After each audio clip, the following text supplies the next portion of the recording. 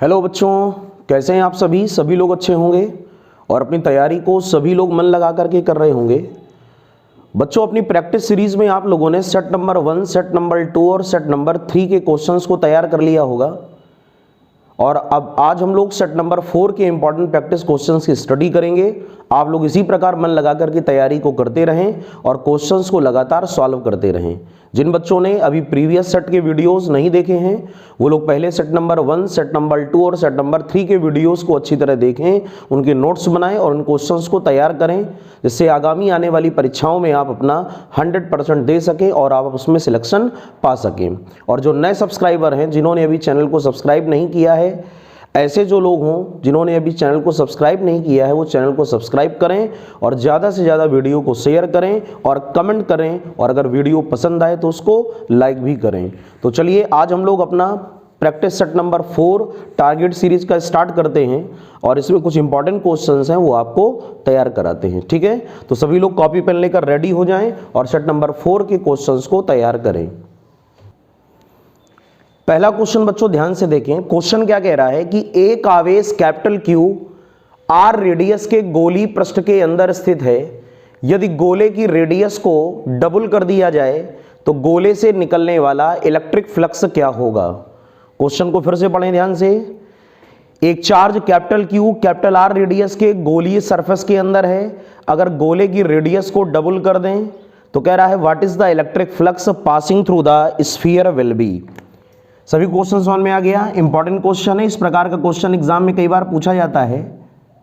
Question आपसे उसने क्या बोला कि आपके पास एक कोई गोला है जिसकी रेडियस है R और उस गोले के अंदर कोई भी एक चार्ज है कैपिटल Q। ठीक है ना, जैसा कि डायग्राम में मैंने आपको दिखाया है कि R रेडियस का एक गोला, उसके सेंटर पे चार्ज कैपिटल Q है। सभी लोग जानते हो गॉस की प्रमेय से कि अगर किसी बंद पृष्ठ के अंदर कोई भी चार्ज रखा हो तो उससे निकलने वाला इलेक्ट्रिक फ्लक्स होता है phi is equal to Q by epsilon naught। ठीक है ना, this is the formula for electric flux. इसको वैद्युत फ्लक्स का फार्मूला कहते हो। phi is equal to Q by epsilon naught। ध्यान से समझिएगा सभी लोग। और क्वेश्चन में उसने क्या कहा है कि अगर गोले की रेडियस को डबल कर दें तो बच्चों आप लोग इस बात को जानते हो कि सूत्र में कहीं पर भी किसी भी चालक या किसी भी प्रश्न के आकार का कोई डिस्कशन नहीं है। आप ये भी कह सकते हो इलेक्ट्रिक फ्लक्स कभी भी बंद पृष्ठ के आकार पर निर्भर नहीं करता। Electric flux is independent on the shape of close surface. तो चाहे रेडियस कैपिटल R हो, चाहे रेडियस 2R कर दो, चाहे रेडियस को R/2 कर दो। ध्यान से समझिएगा मेरी बात को। आप गोले की रेडियस को कुछ भी कर दें, गोले की त्रिज्या में आप कोई भी परिवर्तन कर दें, लेकिन फ्लक्स में कोई चेंज नहीं आएगा। कहने का मतलब क्वेश्चन का सही आंसर आपका क्या बनेगा? क्वेश्चन का सही आंसर बनेगा इलेक्ट्रिक फ्लक्स रिमेन्स अनचेंज। गोले की रेडियस को दुगुना कर देने पर भी वैद्युत फ्लक्स में कोई प्रभाव नहीं पड़ता। Electric flux remains unchanged. तो इस प्रकार हमको यह पता चला कि गोले से निकलने वाला वैद्युत फ्लक्स अपरिवर्तित होगा। That means option number C is correct. तरीका सभी को समझ में आ गया। क्या था क्वेश्चन कि अगर हम लोग किसी गोले की रेडियस को डबल कर दें तो what is the change in electric flux. तो अभी मैंने आपको क्या बताया कि रेडियस को दुगुना कर देने पर इलेक्ट्रिक फ्लक्स में कोई चेंज नहीं होगा। तो answer number C is correct. Second question बच्चों ध्यान दें। यदि एक आवेश Q को घनाकार बर्तन के अंदर केंद्र पर स्थित रखा जाए, यदि एक चार्ज Q एक क्यूबिकल वेसल के सेंटर पे हो तो घन की एक सतह से कितना फ्लक्स जाएगा जबकि घन की प्रत्येक भुजा स्मॉल a है। ये बहुत ही इंपॉर्टेंट क्वेश्चन है, आप लोगों ने कई बार इसको समझा भी होगा।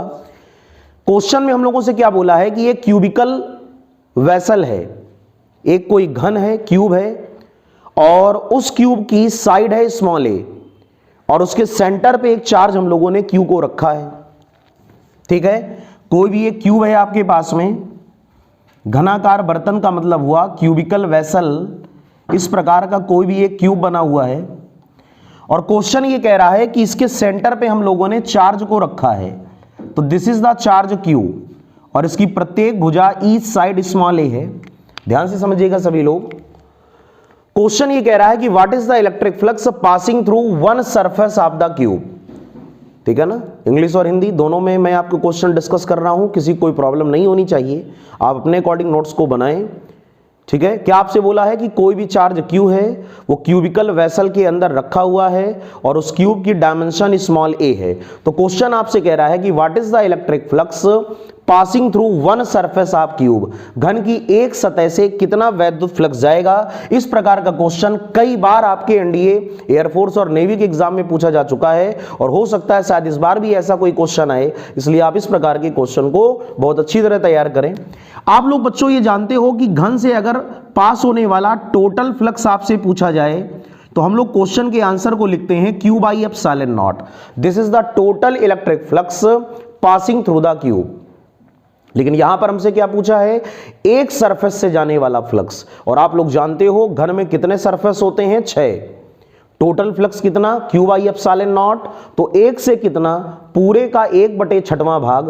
कहने का मतलब हुआ कि जो भी टोटल इलेक्ट्रिक फ्लक्स है उसमें हम लोग 6 का डिवाइड कर दें। तो अगर एक सरफेस से जाने वाला फ्लक्स आप निकालोगे तो phi dash is equal to बच्चों क्या होगा, 5/6, और इस प्रकार क्वेश्चन का सही आंसर आएगा Q/6 एप्सिलॉन नॉट। इन दोनों फार्मूलेस को आप बहुत अच्छी तरह लर्न कर लें कि यदि किसी भी ऑब्जेक्टिव क्वेश्चन में आपसे यह कहा जाए कि आप टोटल फ्लक्स बताएं, तब तो फार्मूला क्या लगेगा, Q/एप्सिलॉन नॉट। बट अगर आपसे पूछा जाए कि आप एक सरफेस से जाने वाला फ्लक्स बताएं तो फार्मूला क्या लगेगा, phi dash is equal to Q/6 epsilon naught. क्योंकि क्यूब में कितने सरफेस होते हैं, 6 सरफेस होते हैं। मेरी बात को ध्यान से सुने, बिल्कुल कंसंट्रेट रहें, पढ़ाई करते समय कंसंट्रेशन बहुत जरूरी है। तो जब एग्जाम में आपसे क्या पूछेगा, एक सरफेस से पास होने वाला फ्लक्स बताएं, तो आप टोटल फ्लक्स में 6 का डिवाइड करेंगे तो आपका आंसर क्या आ जाएगा, Q/6 एप्सिलॉन नॉट। देयरफॉर कौन सा क्वेश्चन नंबर का आंसर नंबर आपका करेक्ट है, answer number B is correct. Note कर ले बच्चों, कॉपी में क्वेश्चन के सॉल्यूशन को बनाते जाएं। अगर आपसे कहा जाए कि टोटल फ्लक्स कितना है, what is the net flux, तब आप आंसर को लिखेंगे phi is equal to Q epsilon naught. लेकिन अगर आपसे पूछा जाए कि what is the electric flux passing through one surface, तो फिर आप आंसर को क्या लिखेंगे, phi is equal to Q/6 epsilon naught. Clear हो गया। क्वेश्चन नंबर 3 को ध्यान से पढ़ें, क्वेश्चन नंबर 3 को सभी लोग पढ़ें और ट्राई करें। क्वेश्चन नंबर 3 बच्चों क्या कह रहा है कि उपरोक्त प्रश्न में यदि आवेश Q को घनाकार बर्तन के शीर्ष पर रख दिया जाए, ठीक है ना, if charge Q is kept at corner of the cubical vessel, कह रहा है जो भी क्यूबिकल वेसल है अगर उसके कॉर्नर पे हम लोग चार्ज को रख दें तो आप ये बताएं कि टोटल इलेक्ट्रिक फ्लक्स कितना होगा। पढ़ लें आप लोग। तो घन से निकलने वाला वैद्युत फ्लक्स होगा। आपसे उसने क्वेश्चन में ये कहा है कि अगर हम लोग चार्ज को घनाकार बर्तन के कॉर्नर पे रख दें, समझ गए ना, आप इसकी भुजा है स्मॉल ए और चार्ज को हम लोग इसके कॉर्नर पे रख दें, ऐसे आप समझें। ये सारे कॉर्नर्स हैं। कितने कॉर्नर होते हैं बेटा घन में, क्यूब में कितने कॉर्नर होते हैं, 8 कॉर्नर होते हैं, है ना। जो क्यूब होता है, जैसे हमारे घर का जो कमरा होता है वो भी तो क्यूब होता है, जो रूम होता है वो क्यूब के शेप में है। तो उसमें कितने कॉर्नर हैं जरा काउंट करके देखना, अगर अभी बैठे हो तो अभी काउंट कर लो। 8 कॉर्नर हैं। कितने हैं, 8। 1 2 3 4 5 6 7 8। तो आप ये इमेजिन करें, गॉस की थ्योरम क्या कहती थी कि phi is equal to Q epsilon naught. Formula तभी एप्लीकेबल होता है जब चार्ज कहां पर हो, क्लोज सरफेस के विदिन यानी अंदर हो। यदि चार्ज बंद पृष्ठ के अंदर है तो गॉस की प्रमेय अप्लाई होगी। ठीक, तो आप लोग ये इमेजिन करें कि ये जो चार्ज जो कॉर्नर पे रखा है, ये चार्ज अगर क्यूब के अंदर करना हो तो कितने क्यूब से ये घिरा हो। अगर 8 छोटे छोटे घन जोड़कर रख दिए जाएं, 8 स्मॉलर क्यूब्स को यदि आपस में जोड़कर रख दो तो ये चार्ज कहां पर होगा, क्यूब के अंदर होगा। इसका मतलब ये जो चार्ज है वो 8 घन यानी 8 क्यूब को क्या करेगा, शेयर करेगा। और जब ये 8 क्यूब को शेयर करेगा तो इस चार्ज का 1/8 पार्ट, इस चार्ज का 1/8 पार्ट प्रत्येक क्यूब के अंदर होगा।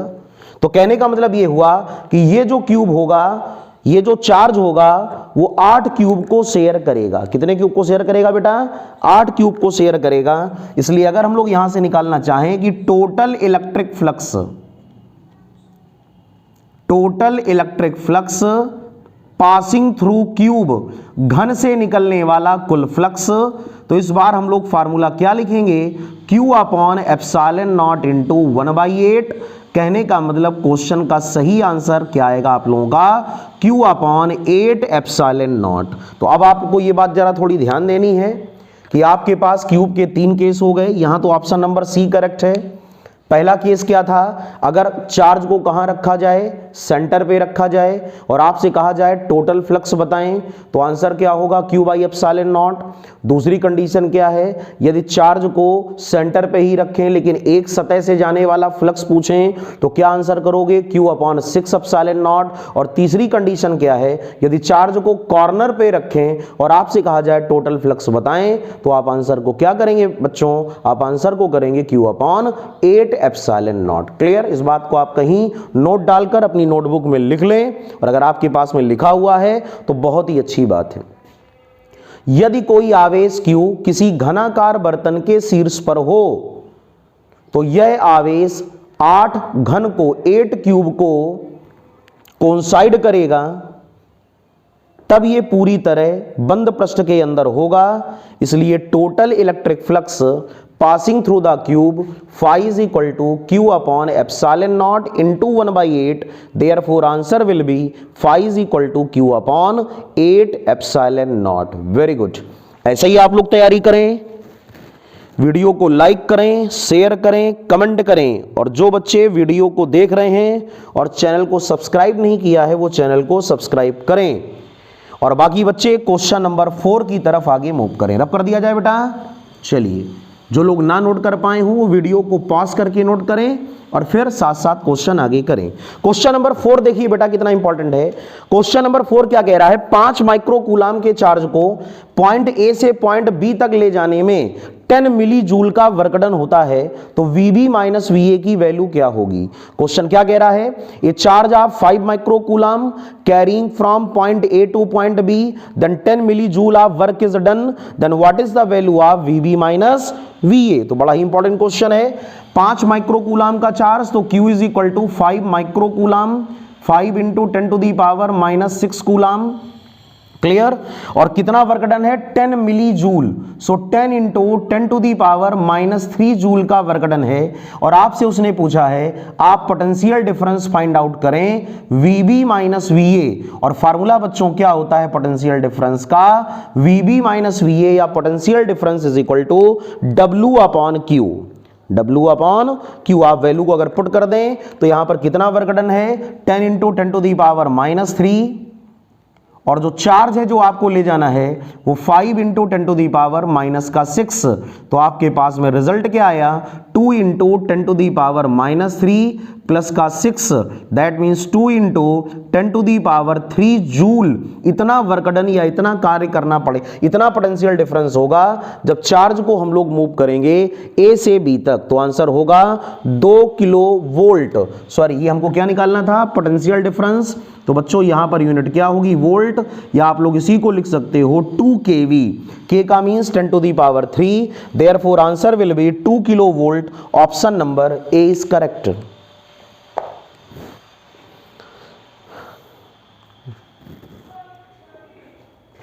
नोट कर लें जल्दी से। अगला क्वेश्चन ध्यान दें बच्चों, क्वेश्चन नंबर 5। क्वेश्चन क्या कह रहा है? पृथ्वी का विभव शून्य माना जाता है क्योंकि पृथ्वी है। क्वेश्चन को ध्यान से पढ़ें। क्वेश्चन में कह रहा है कि अर्थ के पोटेंशियल को 0 माना जाता है। अर्थ के पोटेंशियल को 0 माना जाता है क्योंकि अर्थ क्या है? आप सभी लोग जानते हैं कि अर्थ है large number of collection of electrons जो होते हैं वो पृथ्वी में होते हैं। कहने का मतलब पृथ्वी बहुत सारे इलेक्ट्रॉनों का संग्रह है, तो पृथ्वी का व्यवहार एक चालक की तरह होता है। Earth behaves as a good conductor of charge, therefore इसके इलेक्ट्रिक पोटेंशियल को हम लोग क्या मानते हैं, 0। तो इसका मतलब क्वेश्चन का कौन सा आंसर सही होगा, क्योंकि अर्थ क्या है, option number A, earth is a good conductor, means earth एक चालक है। 5 का question number A. Question number 6, जब विभिन्न त्रिज्याओं के गोलों को समान आवेशित करते हैं, when spheres of different radii are charged equally, तो विभव क्या होगा। पहला ऑप्शन कह रहा है छोटे गोले पे ज्यादा होगा, दूसरा ऑप्शन कह रहा है बड़े गोले पे ज्यादा होगा, तीसरा ऑप्शन कह रहा है दोनों पर इक्वल होगा, और चौथा कह रहा है यह डिपेंड करेगा गोलों की प्रकृति पर। क्वेश्चन को ध्यान से पढ़ें, ट्राई करें क्वेश्चन को। क्या कह रहा है कि अलग अलग रेडियस के गोले हैं, जैसे एक छोटा गोला और एक बड़ा गोला। अगर छोटे गोले की रेडियस को r1 और बड़े गोले की रेडियस को r2 माना जाए, और कह रहा है इनको समान आवेशित करते हैं, दैट मींस दोनों पे चार्ज सेम है q और q। और आपसे ये कह रहा है कि बताएं out of following which is the correct answer, छोटे गोले पर अधिक पोटेंशियल होगा कि बड़े गोले पर अधिक पोटेंशियल होगा, कि दोनों गोलों पर समान होगा पोटेंशियल, और या ये इनके नेचर पे डिपेंड करता है। बच्चों इस लाइन को ध्यान दें। सभी लोग जानते हो गोले के सरफेस पर पोटेंशियल का फार्मूला होता है V = kq/r। गोले की सतह पर जो वैद्युत विभव होगा, इलेक्ट्रिक पोटेंशियल, इसका फार्मूला होता है V = kq/r। q क्या है, चार्ज, r है रेडियस। तो यहां पर उसने क्या कहा, दोनों गोलों पे चार्ज इक्वल है, तो Q क्या हो गया, कांस्टेंट हो गया, देयरफॉर V प्रोपोर्शनल 1/r। तो जिस गोले की रेडियस कम होगी उसका पोटेंशियल ज्यादा, और जिसकी रेडियस ज्यादा होगी उसका पोटेंशियल कम होगा। तो इसका मतलब क्या हुआ, छोटे गोले का विभव ज्यादा होगा और बड़े गोले का विभव कम होगा। तो क्वेश्चन का सही आंसर है ए, छोटे गोले पर अधिक वैद्युत विभव होगा क्योंकि इसकी रेडियस क्या है, कम है। तो द विभिन्न, किसने क्वेश्चन में क्या बोला था, the spheres of different radii, सारे गोलों की रेडियाई अलग अलग हैं। तो सीधी सी बात है, अगर गोलों की रेडियस अलग अलग होगी तो जिसकी रेडियस कम उसका पोटेंशियल ज्यादा, और जिसकी रेडियस ज्यादा उसका पोटेंशियल कम। इसका मतलब ए, छोटे गोले पर अधिक होगा। और एक बात बच्चों इस क्वेश्चन में और ध्यान देने वाली है कि गोलों का जो इलेक्ट्रिक पोटेंशियल होता है वो गोले जिस मटेरियल पर बना है, मटेरियल से बना है, इस पर भी डिपेंड करता है। अब आपके इंडियन एयरफोर्स और नेवी के एग्जाम में मोर देन 1 करेक्ट आंसर तो आते नहीं हैं, लेकिन फिर भी अगर देखा जाए ध्यान से यहाँ पर, तो हम इस बात को भी कह सकते हैं कि जिस मटेरियल के गोले बने हैं पोटेंशियल उस बात पर डिपेंड है। ठीक है ना। तो ये तो फार्मूले से आपका बिल्कुल करेक्ट आंसर है कि छोटे का पोटेंशियल ज्यादा होगा, लेकिन हम इसको भी इग्नोर नहीं कर सकते कि यह गोलों की प्रकृति पर भी निर्भर करता है। तो इसको भी आप कहीं पर भी वन लाइनर बनाकर नोट कर दें कि इलेक्ट्रिक पोटेंशियल इस बात पर भी डिपेंड करेगा कि गोलों का नेचर क्या है। अगला क्वेश्चन ध्यान दें, क्वेश्चन नंबर 7, संपूर्ण गोले के केंद्र पर अंतरित घन कोण क्या होगा। फिर से ये क्वेश्चन किसका आ गया बेटा, ये क्वेश्चन फिर से आ गया गॉस की प्रमेय का। और क्वेश्चन क्या कह रहा है, इसको मैं रफ कर दूं, नोट कर लिया होगा आप लोगों ने। जिन्होंने ना नोट किया हो वीडियो को पॉज करके नोट कर ले। संपूर्ण गोले के केंद्र पर कितना घन कोण बनेगा। सभी लोग जानते हो गोला जो होता है, अगर हम इसके सेंटर पे सॉलिड एंगल की बात करें डी ओमेगा, ये अल्पांश क्षेत्रफल होता है, स्मॉलर एरिया एलिमेंट। तो सभी लोग जानते हो घन कोण यानी सॉलिड एंगल का फार्मूला होता है D omega is equal to D A upon R square. लेकिन अगर संपूर्ण गोले की बात करो तो डी ए की वैल्यू आप लोग क्या रखोगे, 4 pi R square. R square से R square cancel, therefore omega की वैल्यू बच्चों क्या आएगी, 4 पाई स्टेरेडियन। तो आप इस बात को लर्न कर लें। यहां पर 2 क्वेश्चन आपको तैयार करने हैं कि घन कोण का मात्रक the unit of solid angle सभी लोग याद कर लें स्टेरेडियन होता है। और दूसरा अल्टरनेटिव आंसर आप ये तैयार कर लें कि अगर कोई कंप्लीट स्फीयर दिया हो, पूरा गोला दिया हो और आपसे पूछे कि गोले के सेंटर पे नेट कितना एंगल बनेगा, तो गोले के सेंटर पे नेट एंगल बनेगा 4 pi steradian. That means option number B is correct. Clear हो गया सभी को कि संपूर्ण गोले के द्वारा सेंटर पे बनने वाला जो एंगल होता है वो क्या होता है, 4 पाई स्टे रेडियन। क्वेश्चन नंबर 8 बच्चों ध्यान दें, 4 माइक्रोकूलाम और -4 माइक्रोकूलाम के दो चार्ज 1 मीटर की दूरी पर हैं। क्वेश्चन क्या कह रहा है, दो इलेक्ट्रिक चार्ज हैं, एक है 4 माइक्रोकूलाम, एक -4 माइक्रोकूलाम, और दोनों एक दूसरे से कितनी दूरी पर हैं, 1 मीटर की दूरी पर हैं। तो क्वेश्चन क्या कह रहा है कि गोले के मिडिल पॉइंट पर इलेक्ट्रिक पोटेंशियल को फाइंड आउट करें। वैद्युत विभव दोनों चार्जेस के मिडिल में आप निकालें। कौन कौन से चार्जेस हैं, one is the 4 microcoulomb, another is the -4 microcoulomb, बीच की दूरी कितनी, 1 मीटर। 4 माइक्रोकूलाम -4 माइक्रोकूलाम, बीच की दूरी 1 मीटर। तो मिडिल पॉइंट की बात करोगे तो 0.5 मीटर, 0.5 मीटर। और आपसे क्या निकालना है, मिडिल पॉइंट पर रिजल्टेंट पोटेंशियल। तो बिल्कुल आप लोग जानते हो 4 माइक्रोकूलाम का इलेक्ट्रिक पोटेंशियल अगर यहां पर निकालोगे तो V1 is equal to formula क्या होता है, 9 इंटू 10⁹ Q/R। तो 4 इंटू 10⁻⁻6 और R की जगह 0.5। क्लियर। और ये चार्ज है पॉजिटिव, तो यहां पर V1 भी होगा पॉजिटिव। और -4 के कारण जब आप पोटेंशियल को निकालोगे तो 9 इंटू 10⁹ पोटेंशियल को निकालने में चार्ज को विद द साइन लिया जाता है। तो आप यहां पर क्या लिखेंगे, -4 इंटू 10⁻⁻6 अपॉन 0.5। और जब आप रिजल्टेंट को निकालेंगे तो V is equal to V1 प्लस V2, दोनों वैल्यू सेम हैं। इसलिए अगर आप मिडिल पॉइंट पर वैद्युत विभव की बात करें तो मध्य बिंदु पर परिणामी वैद्युत विभव क्या होगा, V बराबर 0। दैट मीन्स सेंटर पे नेट इलेक्ट्रिक पोटेंशियल या फिर दोनों चार्जेस के मध्य बिंदु पर परिणामी वैद्युत विभव का मान क्या होगा, 0। इसलिए क्वेश्चन का कौन सा आंसर करेक्ट है, answer number A is correct. Resultant potential at the middle of these charges will be 0।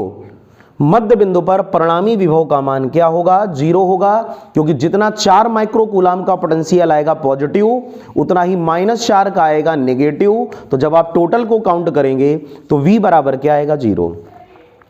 Question number 9 बच्चों ध्यान दें, वैद्युत विभव की विमा dimensional formula of electric potential, बड़ा आसान है, रब कर दिया जाए इसको। अगर आप पोटेंशियल के डायमेंशन फार्मूले की बात करो तो याद करिए वैद्युत विभव का सामान्य सूत्र होता था बच्चों V is equal to W/Q। Work done की डायमेंशन होती है ml2T-2 और चार्ज की होती है AT। इसलिए अगर आप कंप्लीट फार्मूले को निकालें तो ml2T-3 A-1, ये T ऊपर चला गया, T की पावर -1, तो T-3 A-1। That means answer number देख लें कौन सा सही है, answer number A is correct. Note कर लें बच्चों। क्वेश्चन नंबर 10 बच्चों ध्यान दें, जब दो इलेक्ट्रॉनों को एक दूसरे के पास लाया जाता है तो निकाय की वैद्युत स्थितिज ऊर्जा, करें क्वेश्चन को, पढ़ लिया क्वेश्चन बेटा। जब दो इलेक्ट्रॉनों को एक दूसरे के पास लाते हैं तो निकाय की वैद्युत स्थितिज ऊर्जा, याद करिए इलेक्ट्रोस्टैटिक पोटेंशियल एनर्जी का फार्मूला होता था U is equal to 9 into 10⁹ Q1 Q2/R। इसको बोलते हो वैद्युत स्थितिज ऊर्जा, मींस इलेक्ट्रिक पोटेंशियल एनर्जी। तो अगर कोई भी दो चार्ज एक दूसरे के पास में लाए जाने पर हमें ज्यादा कार्य करना पड़े तो उन दोनों चार्जेस की पोटेंशियल एनर्जी भी क्या होगी, ज्यादा, ये कॉन्सेप्ट होता है। और अगर वो आसानी से पास में आ जाएं तो पोटेंशियल एनर्जी क्या होगी, कम। तो बच्चों इलेक्ट्रॉनों पर चार्ज कैसा होता है, सजातीय आवेश, लाइक चार्जेस, दोनों पे माइनस चार्ज है, यानी दोनों इलेक्ट्रॉन एक दूसरे को क्या करते हैं, रिपेल करते हैं। दोनों इलेक्ट्रॉन एक दूसरे को क्या करते हैं, प्रतिकर्षित। और क्वेश्चन में क्या कह रहा है, इलेक्ट्रॉनों को पास लाया जाता है।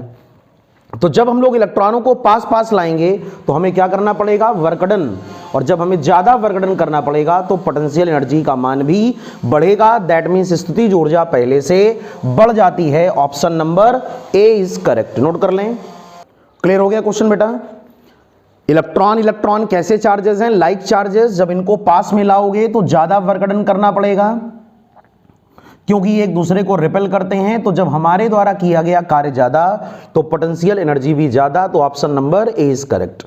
दूसरा क्वेश्चन देखें, 2 पॉइंट चार्ज 2 माइक्रोकूलाम और 1 माइक्रोकूलाम 1 मीटर की दूरी पर हैं। तो कह रहा है पूरे अरेंजमेंट की पोटेंशियल एनर्जी काउंट करें।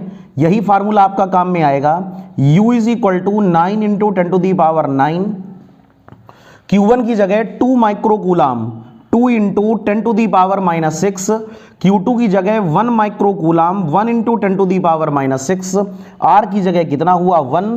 तो क्वेश्चन का सही आंसर आएगा 18 into 10 to the power 9 minus 12 minus का 3।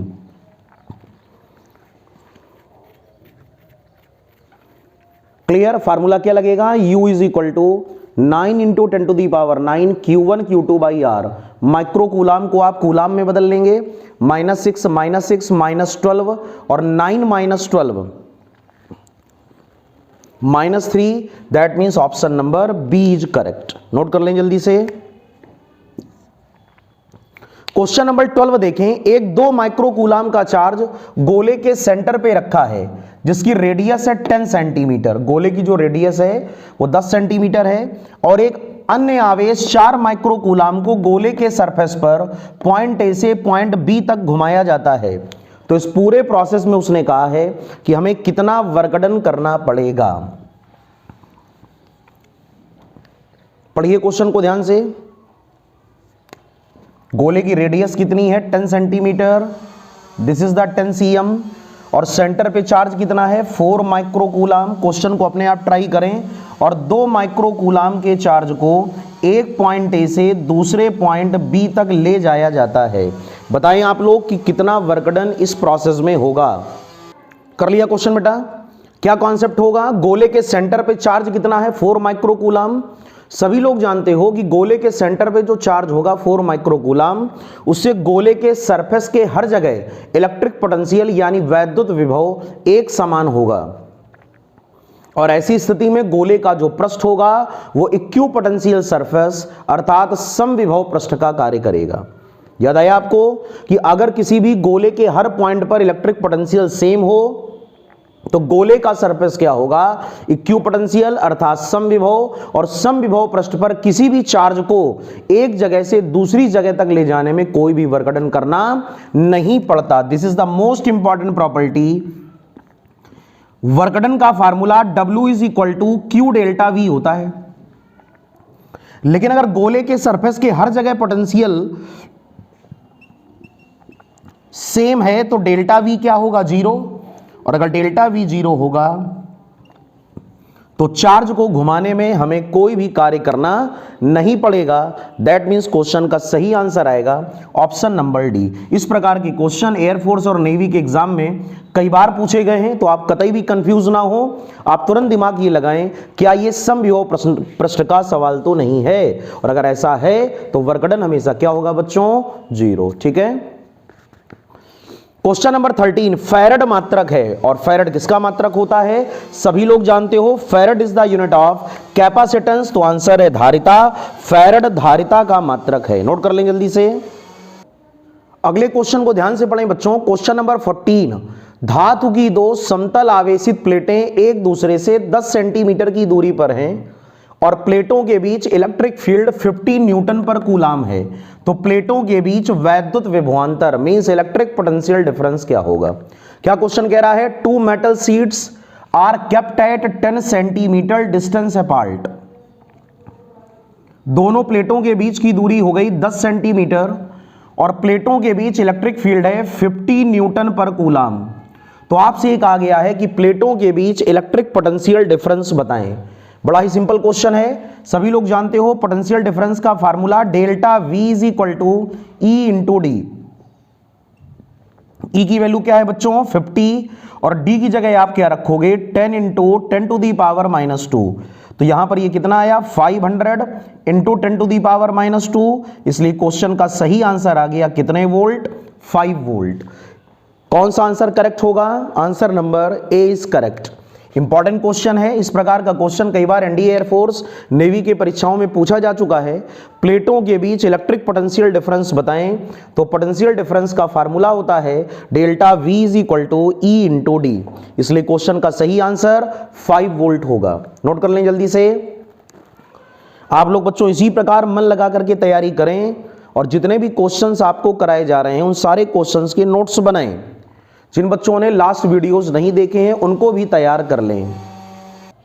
क्वेश्चन नंबर 15 देखें बच्चों, संधारित्र की प्लेटों के मध्य संचित ऊर्जा है the energy stored between the plates of capacitor. संधारित्र का मतलब कैपेसिटर। सभी लोग जानते हो संधारित्र अर्थात कैपेसिटर एक ऐसी डिवाइस है जो इलेक्ट्रिकल एनर्जी को स्टोर करती है, वैद्युत ऊर्जा का संचय करती है।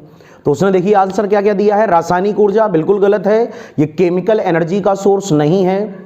मैकेनिकल एनर्जी, ये भी गलत है, ये यांत्रिक ऊर्जा का सोर्स नहीं है। वैद्युत स्थितिज ऊर्जा, इलेक्ट्रिक पोटेंशियल एनर्जी, ये आंसर सही है। संधारित्र जो होता है, जो कैपेसिटर होता है, इसकी प्लेटों के बीच जो एनर्जी स्टोर्ड होती है इसका नाम है वैद्युत स्थितिज ऊर्जा, मींस इलेक्ट्रिक पोटेंशियल एनर्जी। तो इस आधार पर कौन सा क्वेश्चन का आंसर करेक्ट होगा? Answer number C is correct. Note कर लें सभी लोग। सारे क्वेश्चंस को आप लोग जरूर रिवीजन जरूर करते रहें और हर एक क्वेश्चन को ये मत सोच के तैयारी करें कि ये क्वेश्चन पेपर में नहीं आ सकता या आ सकता है। अच्छे बच्चे जो होते हैं वो सारे क्वेश्चंस को प्रिपेयर करते हैं, चाहे वो सिंपल हो या फिर हार्ड हो। तो बच्चों आज के सारे 15 क्वेश्चंस जितने भी थे वो सब आपके सामने मैंने अभी सॉल्व किए, सारे आंसर्स को बताए। उम्मीद है कि आपको वीडियो पसंद आया होगा। वीडियो पसंद आया हो तो इसको लाइक करें, शेयर भी करें, जिससे अन्य बच्चों को भी इसका लाभ हो सके। और ये टारगेट सीरीज में जो भी वीडियोस आ रहे हैं आप लोग इनको तैयार करते रहें और अपनी तैयारी को बहुत अच्छे ढंग से करें, जिससे आप अपनी परीक्षाओं में चयनित होकर के अपने भविष्य को बना सकें। ठीक है बच्चों, तो आज का ये टॉपिक यहीं से एंड होता है। सेट नंबर 4 का ये वीडियो आज कंप्लीट हुआ। सेट नंबर 5 का वीडियो जल्दी हम लोग लेकर आएंगे। तब तक आप लोग तैयारी को करते रहें, चैनल को सब्सक्राइब करें, लाइक करें, कमेंट करें और इसी प्रकार मन लगाकर अपनी तैयारी को करते रहें। जय हिंद, जय भारत।